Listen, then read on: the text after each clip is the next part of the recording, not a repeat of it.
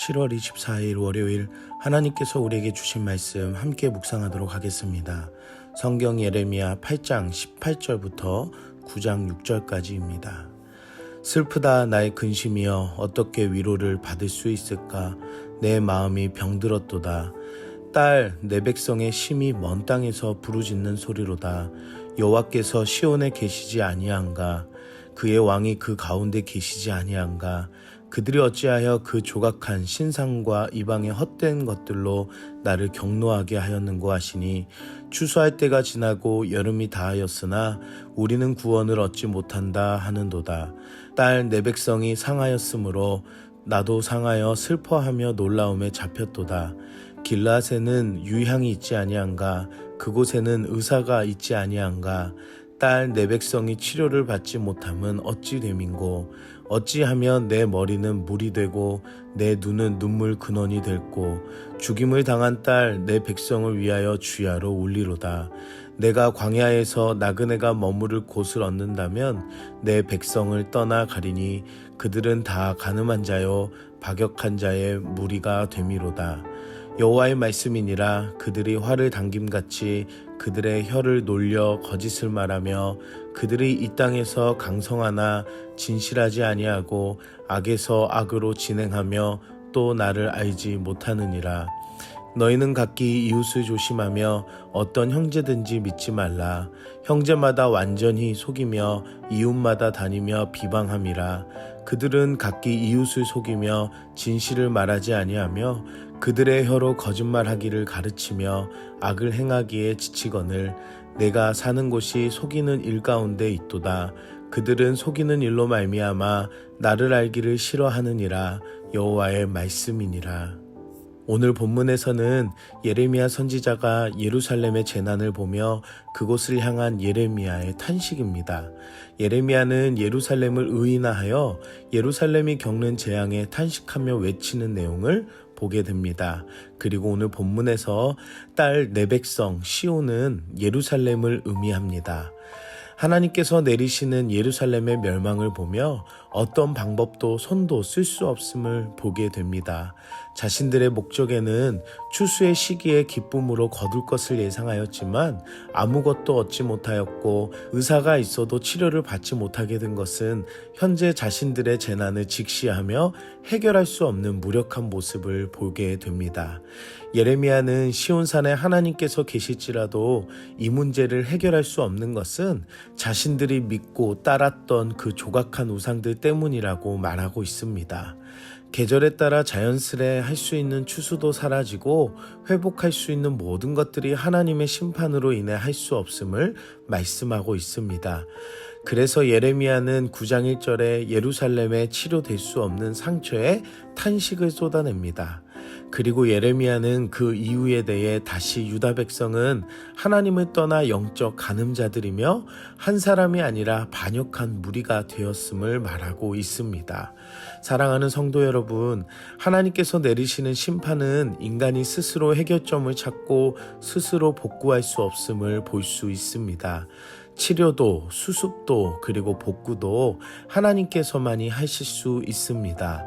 예레미야는 유다와 하나님 사이의 중재자 입장에서 너무 안타까워하며 슬퍼하고 힘들어하였습니다. 어떻게 보면 그곳을 보기 싫어 광야에서 머무르고 싶다고 할 정도로 너무나 안타까운 비통한 마음이었습니다.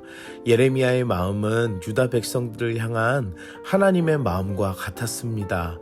그래서 하나님의 아픔에 공감하며 더 큰 슬픔을 표현했습니다. 이 시대를 바라보시는 하나님의 마음을 알아 예레미야가 그 슬픔을 탄식한 마음처럼 우리들의 기도의 자리에서 이 땅을 향한 하나님의 마음을 볼 수 있도록 기도합시다. 하나님께서는 유다 백성들이 혀를 놀려 거짓된 백성임을 이야기하십니다. 신체의 한 부분인 혀는 말을 할 수 있는 것이며 맛을 느낄 수 있는 기관이지만 오늘 본문에서는 그 혀를 통해 거짓을 말하며 거짓이 점차 다른 악을 행하는 바로 전염성을 보여줍니다. 악에서 악으로 진행하며 이웃과 형제, 그 사회 안에서 거짓으로 속이는 일이 만연함을 보게 됩니다. 그래서 이들이 살 수 있는 방법은 거짓뿐임을 가르치고 있습니다. 바로 이 모든 것이 하나님을 신뢰하지 못한 영적 어둠의 상태에 살 수 있는 방법이기 때문입니다. 이들은 하나님을 알려고도 하지 않고 하나님 알아가기를 싫어하는 마음이기에 그들 마음에서는 하나님 없이 살 수 있는 유일한 방법은 남을 속이고 비방하고 살아가야 한다고 생각했습니다. 그리고 그렇게 가르쳐야 살 수 있다고 하여 결국 본문에서는 거짓된 죄로 말미암아 파괴된 사회를 보여주고 있습니다. 사랑하는 성도 여러분, 하나님을 거부하며 자신들이 스스로 살아가야 하는 방식에는 언제나 남을 속이는 거짓으로 살아가는 사회임을 반드시 아셔야 합니다. 거짓으로 말하고 생각하고 살아가는 방식에 물들어가는 사회와 공동체들을 위해 기도하시고 나의 모습에는 거짓된 혀가 있지 않은지 자신의 모습을 되돌아봅시다. 그리고 오늘 이 시간이 하나님 앞에 회개의 자리로 나아가 거짓의 영을 끊어내고 하나님을 신뢰하고 하나님의 마음을 알아가는 모습이 되시길 기도합니다. 오늘 우리는 무엇을 적용할까요? 하나님의 마음을 공감하는 내가 됩시다. 예레미야는 이 어두운 영적 상태에 누구보다 하나님의 마음을 알았고 그 시대의 상황을 보며 탄식하는 사람이었습니다. 우리의 마음이 하나님을 향해 예레미야처럼 하나님의 마음을 공감하는 한 사람이 되길 기도합니다. 그리고 누구보다 하나님을 믿고 신뢰하며 하나님을 알아가길 원하는 마음이 되길 기도합시다. 모든 문제와 해결의 정답은 하나님이십니다. 함께 기도하겠습니다. 사랑의 하나님, 오늘도 말씀으로 은혜 주시니 감사합니다. 본문을 통해 하나님의 마음을 보게 하시고 예레미야의 애통함을 보게 하시니 감사합니다. 이 시대를 바라보는 영의 눈이 열리게 하시고 예레미야처럼 하나님의 마음을 알아 이 시대를 향해 기도하는 한 사람이 되게 하여 주시옵소서. 거짓이 만연한 세상이며 당연시 여겨지는 세상이 오늘날의 모습이 되었습니다.